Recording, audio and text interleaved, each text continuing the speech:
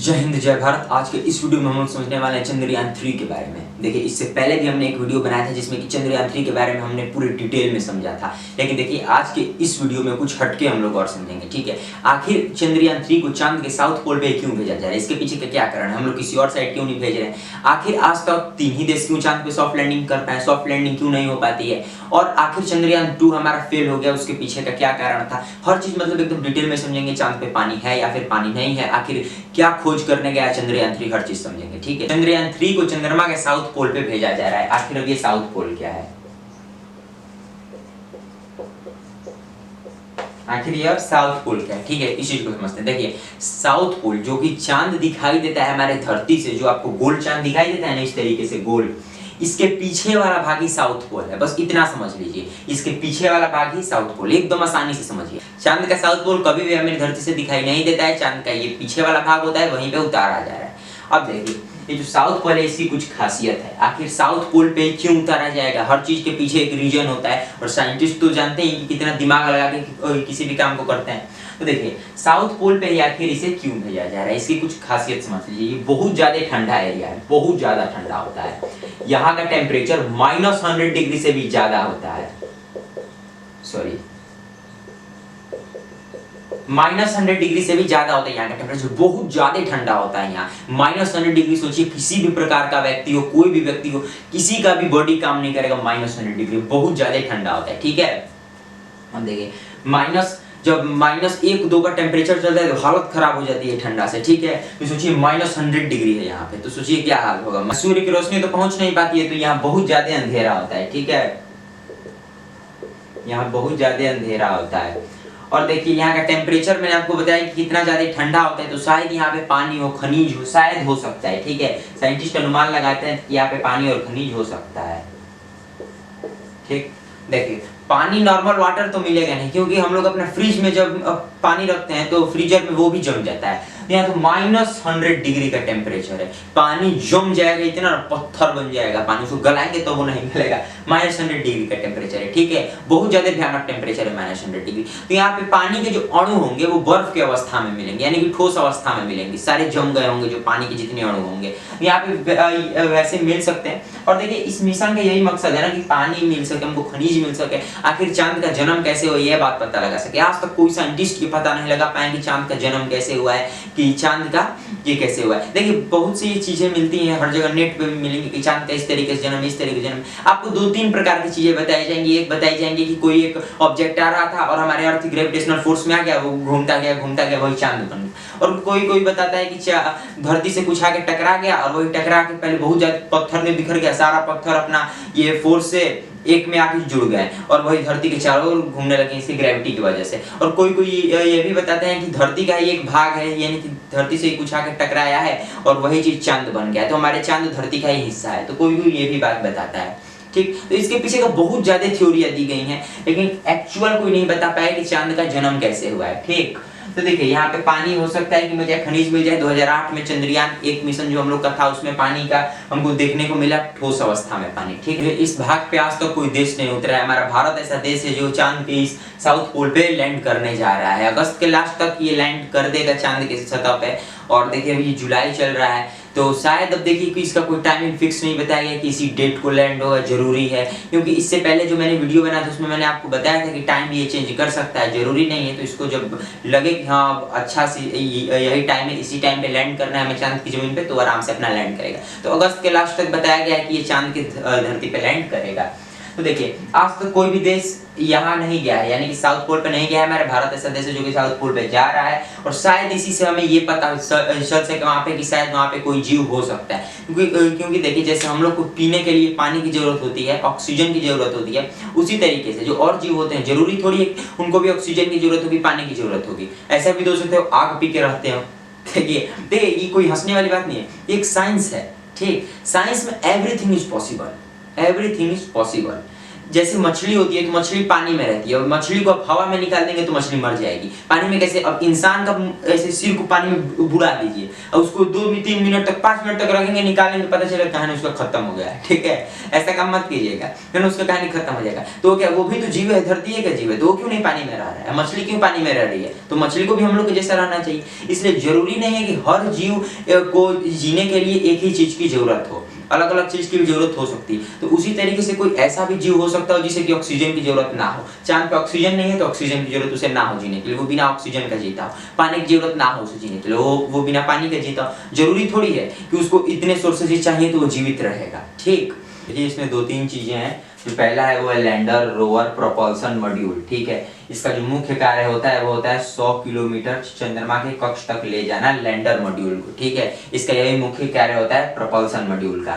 तो ये अच्छे तरीके से आपको समझ में आ गया। जो रोवर होता है गाड़ी होती है जो कि चांद के सतह पे उतरेगी, मूव कर सकती है इधर उधर चांद के सतह पे। जो भी चाहिए, जैसे कि पत्थर चाहिए तो पत्थर को ले लेगी अपने साथ। ठीक है, तो ये एक गाड़ी होती है जो रोवर होता है, और ये लैंडर होता है जो कि चांद की धरती पे लैंड करता है। देखिए चांद की धरती पे हर कोई लैंड नहीं कर पाता है, हर रोवर। और चंद्रयान 2 भी इसी वजह से फेल हो गया था, इसका स्पीड ही नहीं कंट्रोल हो पाता है। क्योंकि मान लीजिए एकदम स्पीड में आ रहे हैं, चंद्रमा बहुत ज्यादा पास में। देखिए मंगल ग्रह की अपेक्षा चांद पे लैंड करना बहुत ज्यादा कठिन है। मंगल ग्रह से कितना दूर है? करोड़ों किलोमीटर दूर है। फिर भी हम लोग मंगल ग्रह पे लैंड कर लेंगे, लेकिन चांद पे लैंड करना बहुत ज्यादा कठिन है। क्योंकि पास अगर देखिए, ये हमारी अर्थ हो गया, ये मून हो गया। ठीक, और मार्स मान लीजिए यहाँ पे है, तो हम लोग यहाँ पे आसानी से पहुंच जा रहे हैं, तो यहाँ पे क्यों नहीं पहुंच पा रहे हैं? क्योंकि देखिए यहाँ से हम लोग एकदम स्पीड में निकलेंगे, तो यहाँ अगर स्पीड हमारा गबड़ा भी, बहुत स्पीड भी अगर हम लोग यहाँ हो गए तो धीरे धीरे स्पीड को यहाँ तक हम लोग कंट्रोल कर पाएंगे और अच्छे से यहाँ पे चले जाएंगे। लेकिन अगर यहाँ से एकदम स्पीड है, अगर यहाँ ज्यादा स्पीड हो गया तो फिर कंट्रोल करना मुश्किल हो जाएगा चांद तक पहुंचने में। ठीक है,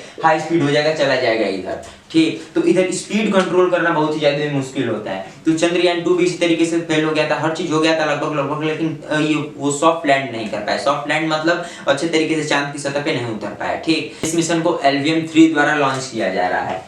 LVM-3, आखिर LVM-3 क्या है?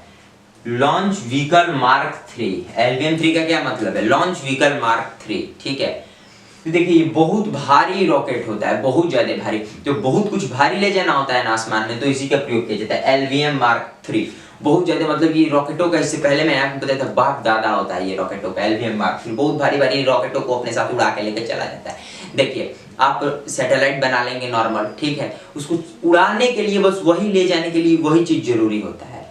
ठीक, जो स्पेस एक्स थी, पहले स्पेस एक्स प्राइवेट कंपनी है। जब स्पेस एक्स थी तो स्पेस एक्स अपना रॉकेटवा को नहीं उड़ा पा रही थी ठीक से, उसका वो रीयूजेबल रॉकेट बनाती है स्पेस एक्स कंपनी, शुरू से ही रीयूजेबल रॉकेट बनाती है। तो उसका रॉकेट ही नहीं सही हो पा रहा था, क्योंकि रॉकेट बनाना बहुत जरूरी होता है। वो रीयूजेबल रॉकेट क्यों बनाई थी? वो क्यों नहीं सैटेलाइट के पीछे पड़ी कि हम सैटेलाइट बनाएंगे, क्योंकि सैटेलाइट हर कोई बना लेता है, लेकिन रॉकेट बनाना बहुत ज्यादा मुश्किल होता है। जब आप रॉकेट बनाएंगे ना तो बहुत ज्यादा आप डिमांड में आ जाएंगे। जैसे कि मैं ये कभी अपनी कंपनी खोल लूं और ऐसा रॉकेट बना दूं जो कि कोई ना रॉकेट बना पाए, ठीक है, तो सबसे ज्यादा मैं डिमांड में आ जाऊंगा। हर कोई देश, जो जितने देश हैं, बोले लेंगे हमारे सैटेलाइट को अपने रॉकेट से भेज दो, हमारे सैटेलाइट को अपने रॉकेट से भेज दो। हम भी कभी कभी रसिया के रॉकेट से अपने सैटेलाइट को भेजते हैं, ठीक है।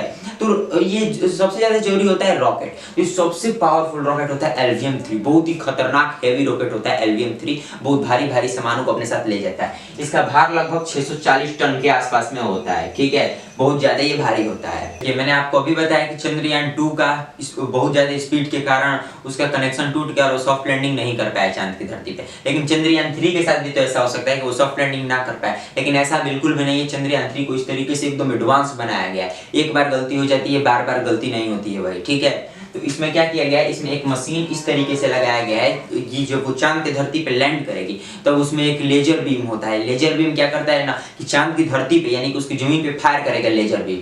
वो जब लेजर बीम फायर करेगा तो स्पीड का पता चलेगा कि कैसा स्पीड है, और वो अपने आप मतलब उसके सेंसर एक्टिव हो जाते हैं, स्पीड को अपना वो कंट्रोल कर लेगा। स्पीड हमको किस तरीके से अपना स्पीड करना है वो भी उसमें कंट्रोल करने का सिस्टम है, ठीक। तो ये लेजर बीम चांद की धरती पे फायर करेगा और अपना स्पीड का वो भी पता लगा सकता है। तो इसमें बहुत से ऐसी टेक्निक लगाई गई है चंद्रयान 3 में जो कि चंद्रयान 2 में नहीं थी, इसलिए चंद्रयान 3 को बहुत ज्यादा बेटर और सक्सेसफुल बताया जा रहा है। एक बात यहाँ पे और उठती है कि आज तक कोई भी देश चांद के ध्रुवीय क्षेत्र पे लैंड क्यों नहीं कर पाया?